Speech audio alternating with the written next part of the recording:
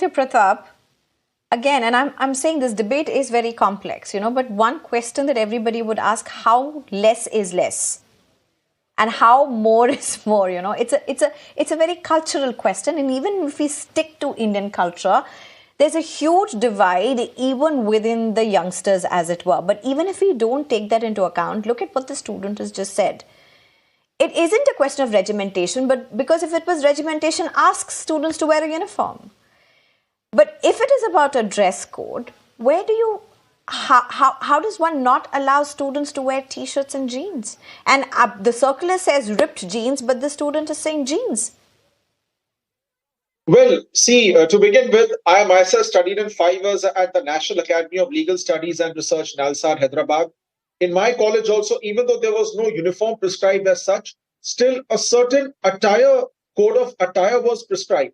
So clearly wearing ripped jeans and other things the college, in my opinion, has the power to ban clothes which do not conform to certain guidelines. Now, to begin with, we have these 2 colleges which were before the Bombay High Court. Bombay High Court passed the order upholding the ban on hijab. Agreed. What is the dominant purpose of an educational institution? The dominant purpose of an educational institution is to serve as a place for education. And therefore, if in the opinion of the common management and of the college management, as well as going by the standards of a reasonable person of ordinary prudence, if certain dress codes and styles do not conform to the aura and atmosphere of an educational institution, certainly the college has its power to ban them. Plus, we have the Maharashtra Public Universities Act, which now governs virtually all the education institutions in Maharashtra. Under this act also, the college can pass guidelines to regulate either to impose a uniform or to regulate the dress code. Clearly, because the ambit of the college is quite vast when it comes to issuing regulations. Secondly, I would also like to apply the dominant purpose test. For instance, if it's a temple, in a temple, certainly certain dresses might not be allowed in a temple, certain dresses might not be allowed in a mosque.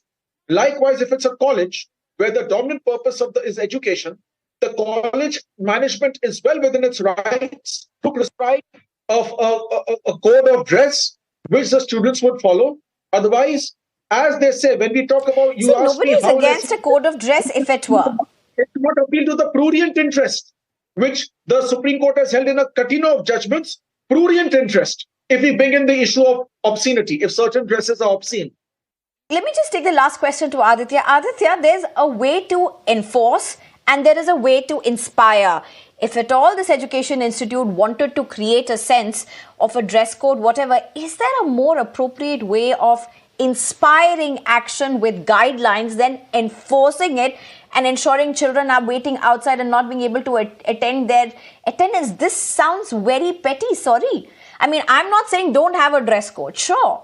But you have to inculcate an environment where people are inspired to follow that, reason it out with students, speak to them.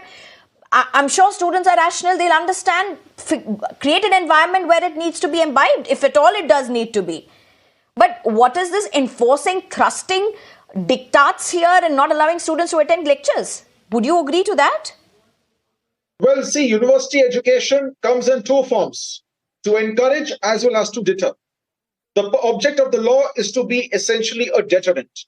Now, of course, the purpose of the college is to train the students in gaining skills, gaining knowledge, gaining ability, and improve their prospects for the real world or the job market or whatever it is.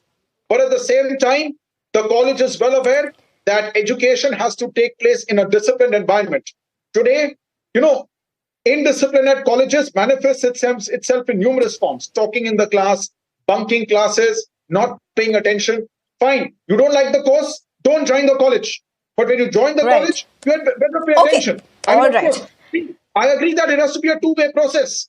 But when the college prescribes rules, what is the purpose of prescribing a dress code so that the atmosphere does not get undermined? It's a serious and powerful atmosphere. Okay, Aditya Pratap and Aditya. All right. Okay.